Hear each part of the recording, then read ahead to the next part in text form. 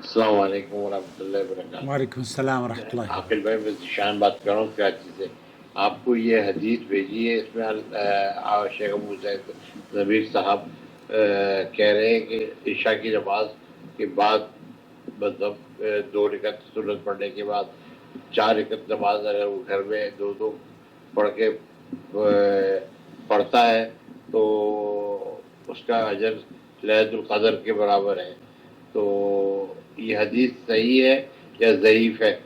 میں سمجھ میں نہیں آ رہا۔ یہاں میں نے 1-2 لوگوں سے پوچھا، پھر جواب کلیئر نہیں ملا۔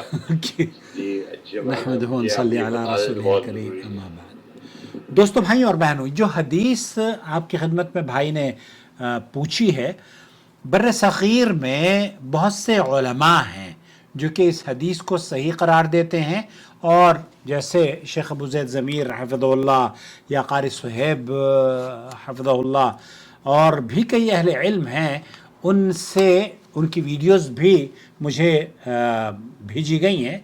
میں نے اس سلسلے میں ممبئی میں ایک بڑے جید عالم ہیں ہماری جماعت کے، شیخ کفایت اللہ سنابلی، ان سے میں نے پوچھا کہ میرے پاس یہ سوال آیا ہے، آپ کی کیا رائے ہے اس حدیث کے بارے میں؟ اور میں نے ان کو یہ بھی کہا کہ علامہ البانی نے اس حدیث کو ضعیف بھی امام ابو حنیفہ کا تذکرہ کرتے ہوئے انہوں نے کہ امام ابو حنیفہ ضعیف راوی ہیں، اس لیے اس حدیث کو بھی انہوں نے کمزور یا ضعف بیان کیا ہے۔ تو انہوں نے کہا کہ اگر علامہ البانی رحمۃ اللہ علیہ اس حدیث کو صحیح بھی کہہ دیتے تب بھی یہ ضعیف ہی تھی، اور یہ ضعیف ہی روایت ہے۔ دوستو، بھائی اور بہن، میں آپ کو اس سے پہلے سب سے پہلے تو میں آپ کو لے کر چلتا ہوں شیخ عبداللہ المطلق کی محفل میں۔ سعودی ٹی وی پر وہ گفتگو کرتے ہوئے اپنے سوال کا جواب دیتے ہوئے کیا فرما رہے ہیں اسی حدیث کے بارے میں؟ وہ 4 رکعت نماز عشاء کے بعد پڑھی جاتی ہے ایک ہی سلام سے، اور اس کو کہا جاتا ہے کہ اس کی فضیلت یہ ہے کہ جس نے یہ 4 رکعت عشاء کی نماز کے بعد ایک سلام سے پڑھی، اس کے لیے قیام اللیل کا، جیسے لیلۃ القدر اس نے پڑھی ہو یا لیلۃ القدر کا اسے ثواب ملے گا۔ هذا الحدیث ضعیف۔ شیخ عبداللہ المطلق نے چھٹتے ہی اس بارے میں بالکل آغاز میں یہ کہہ دیا کہ یہ حدیث ضعیف ہے۔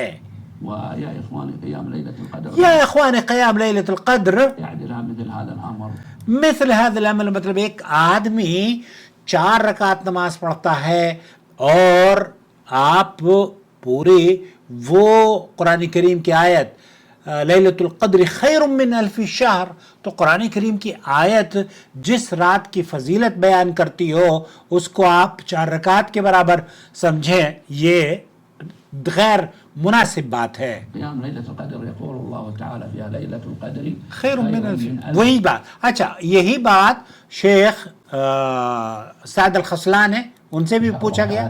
فكأنما حاز أجر ليلة القدر وهل يجوز العمل به؟ یہ جو حدیث ہے اس کے بارے میں پوچھا جا رہا ہے۔ هذا الحديث أخرجه الطبراني طبرانی نے اس حدیث کو نقل کیا ہے، الصغير حديث ابن عمر رضي الله عنهما حضرت عمر رضی اللہ تعالی عنہما، أن النبي صلى الله عليه ابن وسلم عمر صلى 4 ركعات بعد العشاء قبل آپ علیہ الصلوۃ والسلام نے 4 رکعت عشاء کی نماز ایک سلام سے پڑھی۔ الدخول من المسجد كان یہ بہت سارے لوگ کہتے ہیں کہ ایک سلام سے پڑھی، حالانکہ شیخ صالح الفوزان جو سعودی عرب کے مفتی اعظم ہیں، ریسنٹلی مفتی اعظم بنے ہیں، ان کی میں گفتگو سن رہا تھا، انہوں نے کہا کہ 4 رکعت عشاء کی بعد رات میں اگر کوئی 4 رکعت نماز پڑھنا چاہتا ہے دن میں تو اس کے لیے تو جائز ہے، لیکن صحیح حدیث میں اللہ کے رسول صلی اللہ علیہ وسلم نے فرمایا ہے صلاۃ اللیل مثنا مثنا، تو رات کی نماز 2 کر کر ہے۔ اگر کوئی 4 رکعت پڑھتا ہے تو یہ درست نہیں ہے، اس کو 2 کر کے ہی پڑھنی چاہیے۔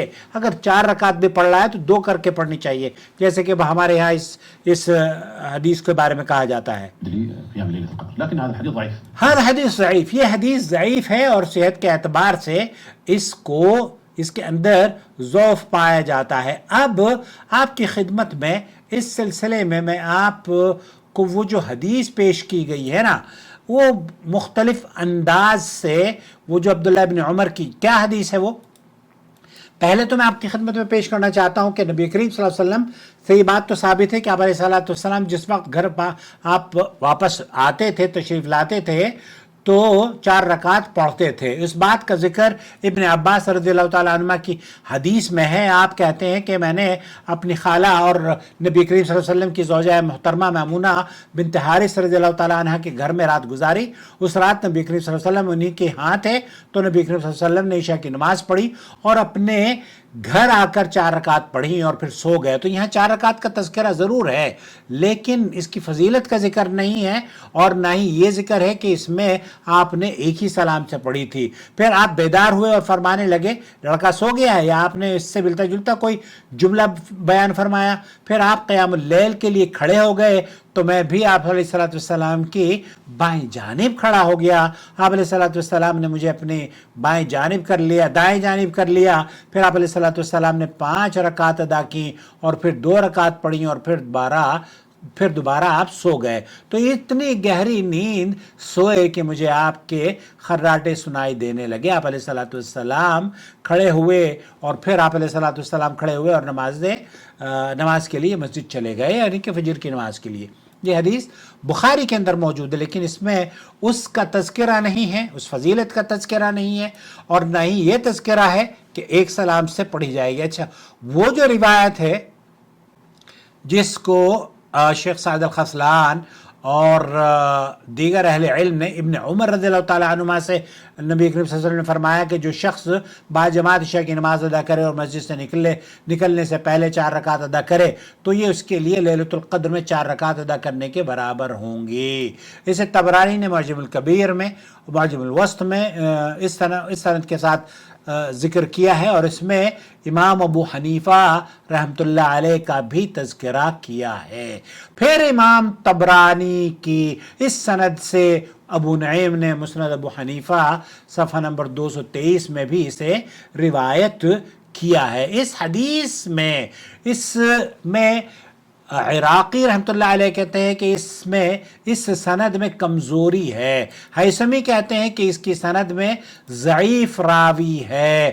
اس کی سند میں ایک ایسا راوی ہے جو حدیث بیان کرنے میں ضعیف ہے۔ شیخ البانی نے بالکل واضح طور پر کلیئر لکھا ہے سلسلۃ الاحادیث الضعیفہ میں، وہ یہ کہتے ہیں کہ اسحاق سے مراد ابن یوسف واسطی ہے، لیکن وہ ثقہ ہیں، لیکن ابو حنیفہ رحمۃ اللہ علیہ کے علاوہ اس کی سند کے دیگر راوی بھی معتمد ہیں، کیونکہ اہل علم نے ابو حنیفہ رحمۃ اللہ علیہ کو ضعیف قرار دیا ہے۔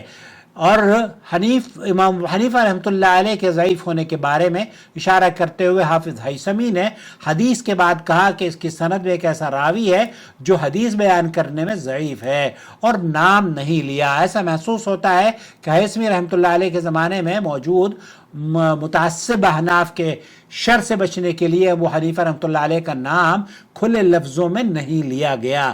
اللہ تعالی ہمیں ہر قسم کے تعصب اور متعصبین سے اور شر اور فتنوں سے محفوظ فرما لے۔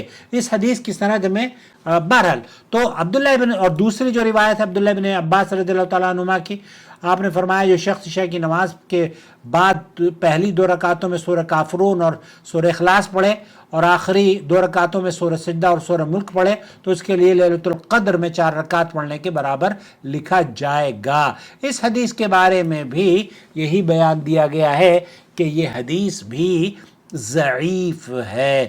بعض نے تو اور ایک تیسری روایت بھی پیش کی جاتی ہے، انس بن مالک رضی اللہ تعالیٰ عنہ، رسول اکرم صلی اللہ علیہ وسلم نے فرمایا ظہر سے پہلے 4 رکعت کا عشاء کے بعد 4 رکعت پڑھنے کے برابر ہیں، اور عشاء کے بعد 4 رکعت لیلۃ القدر میں 4 رکعت پڑھنے کے برابر ہیں۔ اس حدیث کو طبرانی نے معجم الاوسط میں اس سند سے بیان کیا ہے۔ تو اس حدیث جتنے بھی لوگ ہیں، امام بخاری رحمۃ اللہ علیہ کہتے ہیں کہ یہ منکر الحدیث ہے، یحییٰ ابن عقبہ ابن ابو عزار کی وجہ سے سخت ترین ضعیف ہیں۔ اس کے بارے میں ابو حاتم کہتے ہیں کہ یہ حدیث گھڑا کرتا تھا۔ ابن معین کہتے ہیں کہ یہ کذاب اور خبیث تھا۔ لہذا بہرحال اس کو تفصیل سے آپ کی خدمت میں پیش کرنے کا مقصد یہ ہے کہ بہت سارے ہمارے ہاں جو علماء ہیں وہ اس پر ویڈیوز ان کی موجود ہیں. شیخ ابو زید ضمیر حفظہ اللہ کی بھی موجود ہے, شیخ قاری صہیب حفظہ اللہ کی بھی موجود ہے.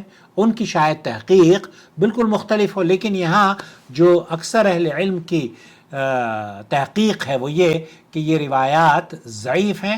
واللہ اعلم بالصواب. آپ ہمیں اپنی رائے سے ضرور نوازیں, آپ کیا سمجھتے ہیں اس سلسلے میں, کیونکہ لیلۃ القدر وہ عظیم رات ہے کہ جس میں قرآن نازل ہوا. لیلۃ القدر وہ عظیم رات ہے جس کے بارے میں اللہ تعالیٰ نے فرمایا کہ لیلۃ القدر خیر من الف شہر.